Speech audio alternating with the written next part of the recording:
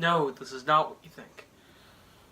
This isn't Mage Movies, and no, I'm not playing the character of the reviewer. No, I'm just Matt Smith, the actual Matt Smith of Mage Media. And today we're doing the very first episode of Mage Music. Now, why am I doing it in the basement? I'm so comfortable here, that's why. However, this show, Mage Music, isn't exactly like Mage Movies.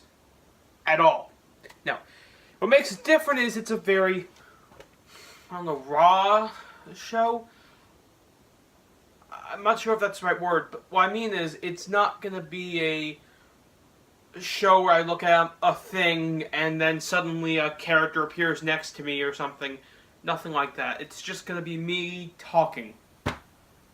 Isn't that just fabulous?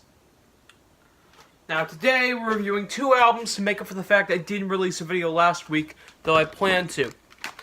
They are the first two Prince albums, For You and Prince. Now without further delay, let's just begin with the review. Hey, wait, hold on. Before we start reviewing the album, let's look at a little backstory. Prince's reign as one of modern music's originals began at the age of 7, when he began teaching himself to play piano. He quickly moved on to guitar, drums, and eventually 23 other instruments. Prince's father was a Minneapolis area band leader. His mother was the band's vocalist. At age 12, Prince had formed his own group, Grand Central, later Champagne, which played Minneapolis parties and dances. In 1976, he left the band to pursue a solo career. A demo tape of original material landed Prince a recording contract with Warner Brothers Records, the only company that would allow him to produce his own album. In late 1977, Warner's released Prince's debut album, For You. It was 1978. Just wanted to correct that. It's 1978. Not 77, 78. 77 was News of the World, Bat Out of Hell, The Stranger, not For You. Just want to correct that. There we go. Prince composed and arranged its 9 original songs, performing and producing the album. Soft and Wet, the album's hit single, was an early introduction into Prince's sizzling, sexually explicit lyric approach. I guess. I mean, it's not that bad. Like, Darling Nick, that's a different story. Darling Nikki's a different story, but not... Anyway.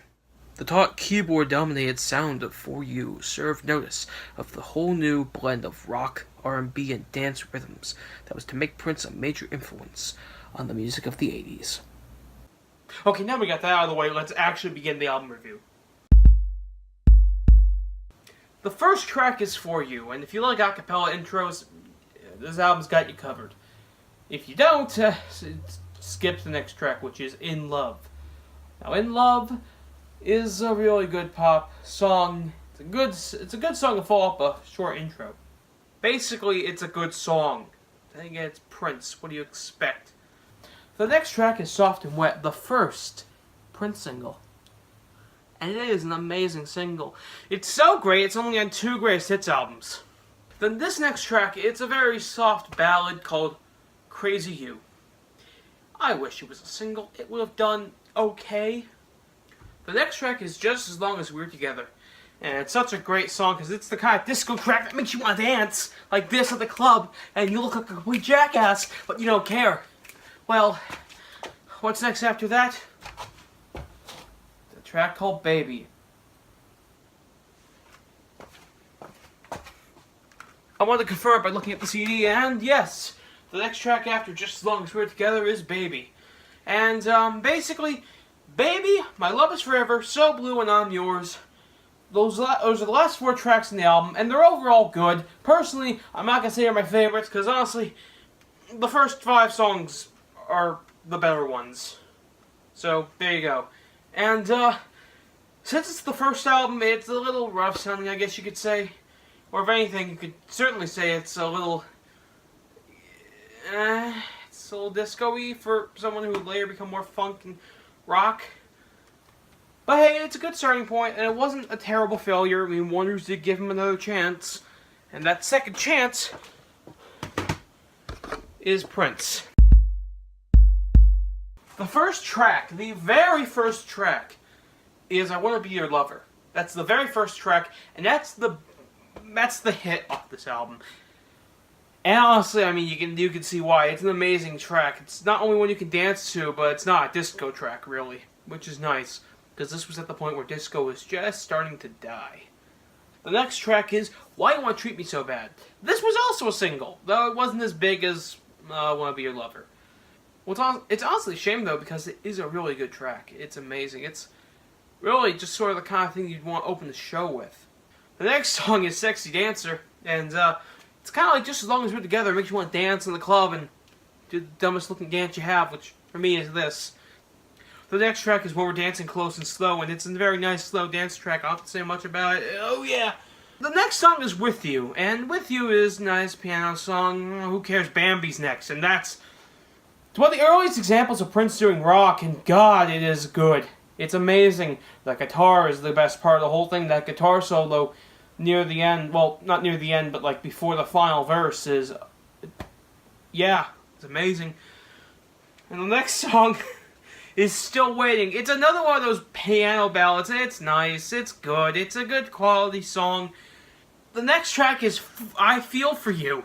And if that sounds familiar to you, Chaka Khan fans, first of all, yeah, she covered it. She covered it. She covered a Prince song, and guess what? Prince's is better! Prince's is better! And then, the last song, the very last song, is It's Gonna Be Lonely. And honestly, it's a great album closer. Really nice song. It kind of fits in with the other songs from earlier.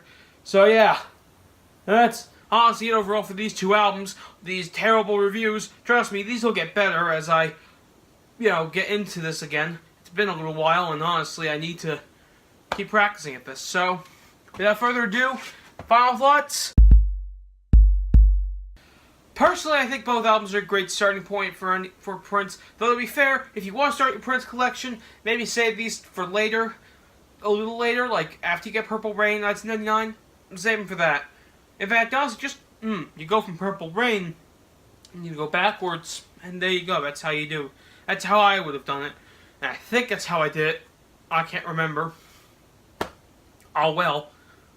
So this has been Matt Smith doing terrible music reviews. And, hey listen, episode 2, because this was going to be episode 2, the second album. Episode 2 is going to be a whole lot better, I think, because by that point I'll be filming in the office instead. What else is there? I won't have to worry about having this come out. And also, in June, with Mage Movies coming back, this will be a bi-weekly show, much like Mage Movies. So, for every week Mage Movies isn't in, it'll be a Mage Music episode. Just so you know. So after that, I think I'm done here. I think I'm gonna go now. I'm gonna go and run the magic right now.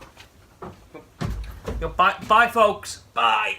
Bye, folks. Bye, folks. Bye.